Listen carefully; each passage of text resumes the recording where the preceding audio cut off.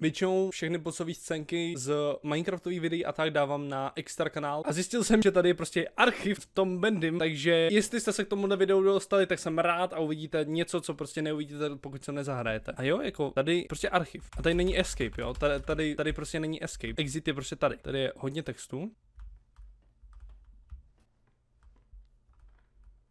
The Ink Demon. The Ink Demon Beast Bendy. Tamhle je na zemi ten The End, že jo? Jo. The Machine. Jo. Tady je hodně textu. Bendy. OK. Tady je Wilson, Cartoon, Audrey, Bobby, Porter. Tahle je ta, on se jmenuje Heidi. Ta byla nějaký jako funny týpkyně, která se ráda směje, blablabla, něco takového. Tady to je The Keepers. Butcher Gang, to je jeden, druhý. Proč tohle existuje? Ještě jednou, Jay, tohle ti nikdy neodpustím. Tak jo, já nemůžu ani sprintovat.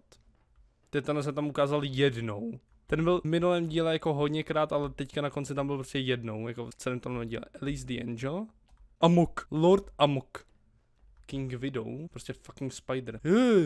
Jak se z tohohle mohl stát tohle? On tam jakoby toho Wilsona má, ale ne úplně. By je ukázáno, že by tam měl být. Or Steve? Vím, že za tídlem byla nějaká cesta, ale tohle je nechutný. Já nevím, jak se k té cestě dal dostat přes ní, jako co si chtěl udělat, víš, co by se tam dostal. Tak jo, to je tady, tohle ta machine. Henry. Jako týpek vypadá přesně tak, jak by měl vypadat. Jako z prvního dílu, když jsme za něj hráli, tak takhle nějak jsem si ho představoval. Vypadá přesně tak. Ellison. Ty jsi Elise, prostě tohle. To je Boris. To by se ještě dostanu, hele. Tam, počkej, Betty. A tady je Joey Drew. Memory of Joey Drew. Chudák týpek. Já tady ten normální svět. No you can have it all. Tady je ta knížka. Nathan Arch. Tohle je otec Wilsona. OK, fajn. Audrey. Wilson. No co všechno vlastně se můžu podívat. Okay, ale to myslím, že je teda tady všechno. Jo, OK. Exit.